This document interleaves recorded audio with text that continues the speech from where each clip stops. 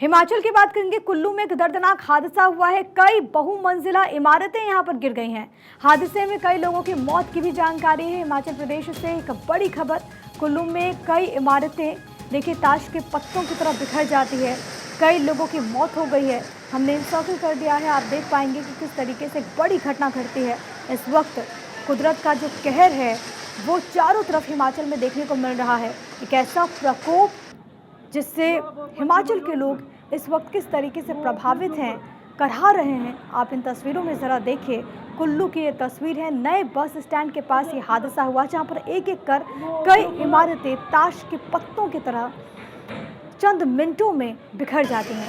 कुल्लू में कई बहुमंजिला इमारतें जो कि गिरी हैं और इसमें जो लोग यहाँ पर मौजूद थे, कई ऐसे लोग जो कि इसकी जद में आए हैं, कई ऐसे लोग जिनकी जान चली गई है। फिलहाल प्रशासन की तरफ से ऐसे मकानों को, इस इमारतों को चिन्हित भी किया जा रहा है जिनकी स्थिति उतनी बेहतर नहीं है, जो कि जर्जर अवस्था में है, ताकि हताहत होने से रोका जा सके। 7 बहुमंजिला इमारतें बताई जा रही हैं जो कि गिरी हैं। आप इन तस्वीरों में देखें। इस वक्त एक प्राकृतिक आपदा है जो कि हिमाचल में देखने को मिल रही है और ये कुल्लू की तस्वीरें आपकी टीवी स्क्रीन पर। टूरिस्ट का फेवरेट स्पॉट है ये। बड़ी संख्या में पर्यटक यहाँ पर पहुँचते हैं और वहाँ पर जब ऐसी कोई बड़ी घटना घटती है तो लोगों में डर का माहौल भी देखने को मिलता है। और आपको ये नज़र आएगा कि जिस इलाके में घटना घटी है आसपास कई सारी बिल्डिंग्स भी आपको वहाँ पर नज़र आएंगी और क्योंकि शटर्स भी लगे हैं तो अनुमान लगाया जा सकता है कि ये शॉप्स होंगी, कुछ ऑफिसेज हो सकते हैं और एक एक कर कई इमारतें जो कि ज़मींदोज़ हो जाती हैं। कुल्लू की तस्वीरें आपकी टीवी स्क्रीन पर और इस वक्त हालात क्या हैं ये हम समझने की कोशिश करते हैं। अनिल कांत शर्मा हमारे साथ, हमारे सहयोगी इस वक्त जुड़ गए हैं। अनिल, जो तस्वीरें इस वक्त हम देख रहे हैं ये तस्वीरें विचलित करती हैं, डरा देती हैं कि इस वक्त कुल्लू में हालात क्या कुछ बने हुए हैं। एक एक कर कई इमारतें जो कि ज़मींदोज़ हो जाती हैं। इसको लेकर क्या अपडेट्स हमारे पास, क्या इसकी वजह बताई जा रही है और फिलहाल वहाँ पर ताज़ा स्थिति क्या? जी बिल्कुल, ये तस्वीरें अभी कुछ देर पहले की हैं। ये कुल्लू जिला का एक आनी का इलाका, आनी क्षेत्र पड़ता है। आनी ये कुल्लू जिला की तहसील है जो यहाँ से शिमला के बॉर्डर पे पड़ती है और ये आनी जिला के क्षेत्र बिल्कुल बीच बाजार की तस्वीरें हैं। इस बाजार में ये कम से कम 8-9 भवन हैं जो पिछले कई दिनों से प्रशासन द्वारा खाली करवा लिए गए थे और इनमें दरारें पड़ चुकी थी। इसमें एक भारतीय स्टेट बैंक की शाखा है जो गिरी है, एक कांगड़ा कोऑपरेटिव बैंक जो हिमाचल प्रदेश सरकार का बैंक है उसकी बैंक की शाखा है। उसके आसपास के जो कुछ 9 भवन और हैं वह भी सारे के सारे गिर चुके हैं। इस भवन में या जमीन में काफी नमी आ गई थी। नमी आने की वजह से इन भवनों में दरार पड़ गई थी। दरार पड़ने के कारण जो है इन मकानों को प्रशासन द्वारा 1 हफ्ता पहले खाली करवा लिया गया था। लेकिन जैसे ही अब मौसम, आज थोड़ा मौसम साफ हुआ और मौसम धूप खिलने के बाद जो है पहाड़ों में जो दरारें पड़ी, दरार पड़ने के बाद यह जमीन खिसकी। जमीन खिसकने के बाद जो है धीरे धीरे जो है ताश के पत्तों की तरह जो है मकान ढहने शुरू हो गई।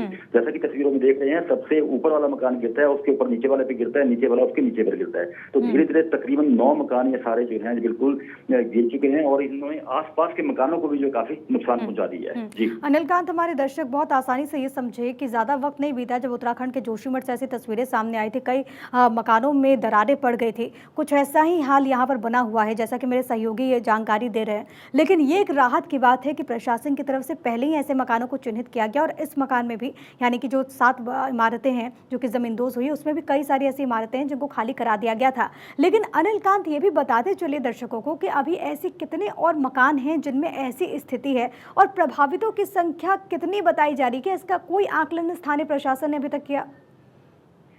जी, अगर पूरे हिमाचल प्रदेश की बात करूं तो हिमाचल प्रदेश में अभी बहुत सारे ऐसे जिले हैं कुल्लू के अलावा शिमला, मंडी, बहुत जो ऐसे इलाके हैं जहां पे बहुत तेज बारिश हो रही है, कई दिनों से बारिश हो रही है। तो इनमें अभी तक हजारों मकान ऐसे हैं। कुल्लू जिला एक ऐसा जिला है जहाँ पे कम से कम जो है 2000 मकान ऐसे हैं जो जिन्हें इस बरसात में काफी नुकसान हो चुका है। तो इस तरह से जो है कुल्लू, जहाँ ये अब घटना देख रहे हैं, जो तस्वीरें देख रहे हैं, इसके आसपास के मकानों को भी अब खतरा बन गया है क्योंकि इसके मकान जो सेफ भी थे वह भी अब अनसेफ डिक्लेयर करने पड़ रहे हैं। तो इसी तरह से मंडी जिला में भी काफी मकान ऐसे हैं जिनके नीचे से जमीन खिसक चुकी है, जो अभी हवा में लटक रहे हैं।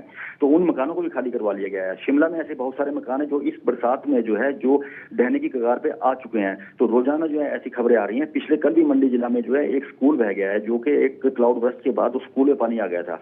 उसी तरह गनीमत ये रही थी कि वहां पे स्कूल में प्रशासन द्वारा एक दिन पहले ही छुट्टी कर दी गई थी, तो किसी तरह की कोई हादसा नहीं हुआ।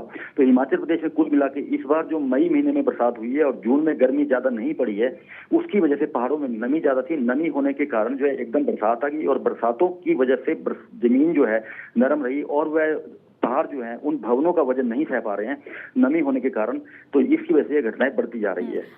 अनिल कांत, क्योंकि हम तस्वीरों में देख पा रहे हैं कि ये यहाँ जहाँ पर घटना घटी है आसपास भी कई मकान हैं, क्या उन पर भी अब खतरा, क्योंकि आप कह रहे हैं कि अगर यहाँ पर मकान गिरता है तो जाहिर है कि उन पर दिक्कतें और भी ज़्यादा बढ़ जाएंगी, लेकिन क्या अब उन लोगों को भी शिफ्ट करने की प्रक्रिया शुरू हो गई है? और अगर शिफ्टिंग वहाँ पर चल रही है तो पलायन के लिए क्या व्यवस्था वहाँ पर स्थानीय प्रशासन की तरफ से, सरकार की तरफ से? जी बिल्कुल, जो आसपास के मकान है जहाँ भी ऐसी घटनाएं हो रही है या ये घटना हुई है, इनके आसपास के मकानों को वैसे तो पहले ही खाली करवा लिया गया था, लेकिन अब जो जिस तरह से ये घटना उम्मीद से ज्यादा थी, प्रशासन को भी इतना अंदाजा नहीं था कि यह घटना इतनी बड़ी हो जाएगी।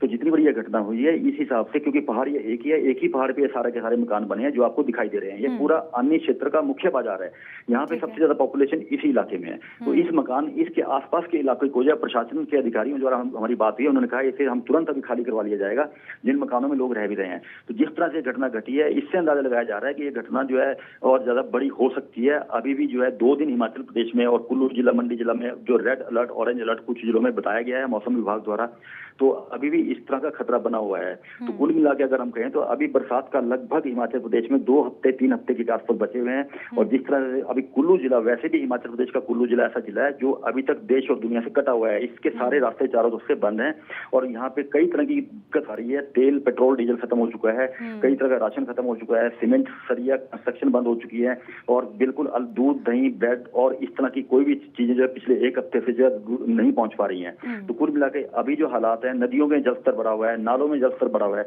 तो अभी जो यहाँ की स्थिति जो बिल्कुल नॉर्मल नहीं है। और जिस तरह से अभी मौसम 1-2 दिन और बताया गया है, तो ऐसे भवनों को अभी और भी कुछ ज्यादा खतरा है। अनिल कांत, 2 सवाल ज़रूर मैं आपसे समझना चाहूँगी, क्योंकि इस वक्त जो स्थिति बनी हो, अगर किसी एक्सपर्ट से बात हुई हो आपकी, तो क्या इसके पीछे की वजह बताई जा रही है अभी फिलहाल?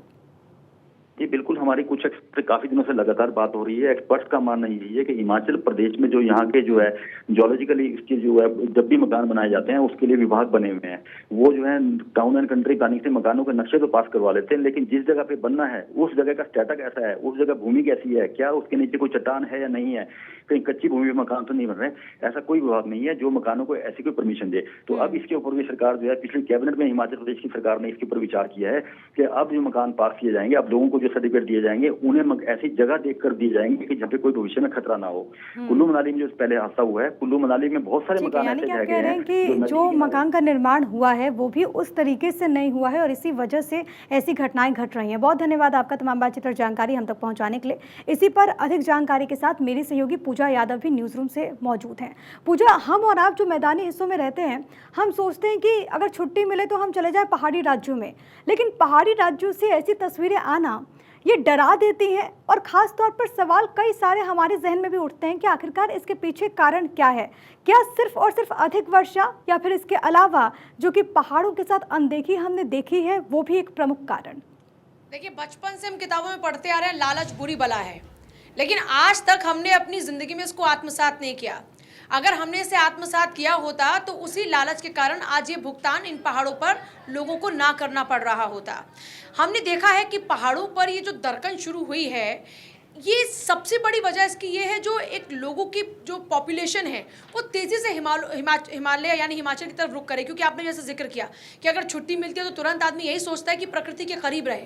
ये लोगों की इसमें कोई गलती नहीं है, लेकिन जिस तरह लोगों की भीड़ वहाँ पर तेज़ी से बढ़ रही है। और दूसरी बात ये कि हिमाचल में देखिए जो टूरिज़्म है वही लोगों के लिए रोज़गार का स्रोत है, उनके लिए आय का स्रोत यही है। ऐसे में जाहिर सी बात है बहुत तेज़ी से वहाँ पर ये बिल्डिंग्स बनी हैं, और ऐसा नहीं कि ये आज की बिल्डिंग्स बनी, जो तस्वीरें हम देख पा रहे हैं काफ़ी पुरानी बिल्डिंग्स नजर आ रही हैं, लेकिन लालच, जैसा अभी हमारे संवाददाता बता रहे थे, उन्होंने कई एक्सपर्ट से बात की है, कंट्री एंड टाउन प्लानिंग की ओर से नक्शा कुछ और दिया जाता है, बना कुछ और देते हैं। किस कारण से? लालच से। और ये सिर्फ पहाड़ी इलाकों में नहीं होता, मैदानी क्षेत्र में भी होता है, लेकिन मैदानी क्षेत्र में खतरा कम होता है पहाड़ों के मुकाबले, क्योंकि पहाड़ देखिए क्या है, वो जो रेत से जुड़ कर, जो कंकड़ है उनसे जुड़ कर एक चट्टान बनती है, पहाड़ बनता है।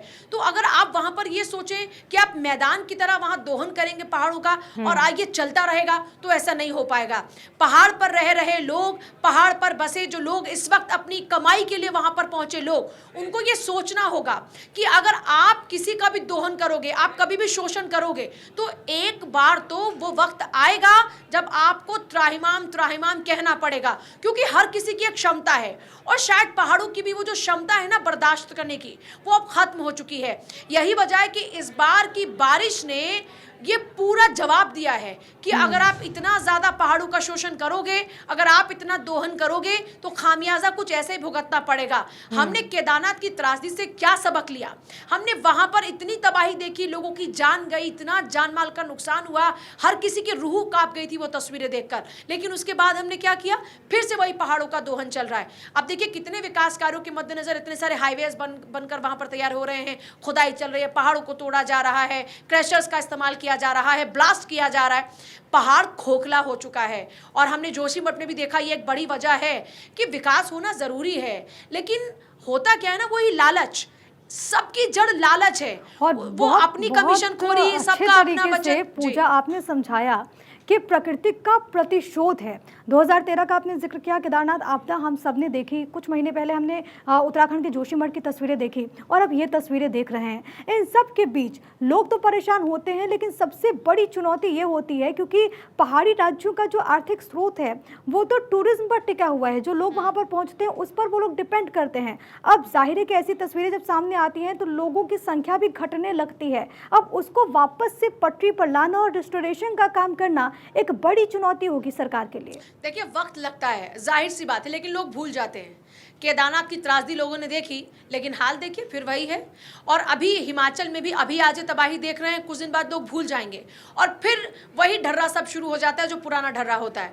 तो हमें सबक लेना चाहिए, एक बार नहीं, दो बार नहीं, हम न जाने कितनी बार अब इस तरह की जो तस्वीरें हैं तमाम वो देख चुके हैं। और अगर लोग इस बार भी सीख नहीं लेते हैं तो फिर जाहिर सी बात है, करे कोई और भरे कोई वाली सिचुएशन होगी। दोहन कोई कर रहा है, खामियाजा कोई भुगत रहा है। इस बार गनीमत रही कि प्रशासन की ओर से पहले 3 दिन पहले इन बिल्डिंग्स को खाली करा लिया गया था, क्योंकि हम देखिए जो पैटर्न देख रहे हैं पहाड़ों पर इस वक्त दरकन का, वो यही है कि पहाड़ों में दरार आ रही है। फिर लोगों को समझ में आता है कि तुरंत खाली करना होगा, क्योंकि जब कन्हैया की तस्वीर, जो कन्हैया की रिपोर्ट में तस्वीरें हमने देखी, उसमें लोगों ने बताया कि पहाड़ में दरारें आनी शुरू हुई। जो उनके मकान वहां पर पहाड़ पर थे, उनको समझ में आ गया कि अब ज्यादा वक्त नहीं है, खाली डॉक्यूमेंट्स उठाए, खाली पैसा और ज्वेलरी अपनी उठाई और ये हाई टाइम कहते हैं, ये हाई टाइम है जिसको लेकर लोगों को सोचना होगा कि आखिरकार ऐसी परिस्थितियां क्यों आई हैं।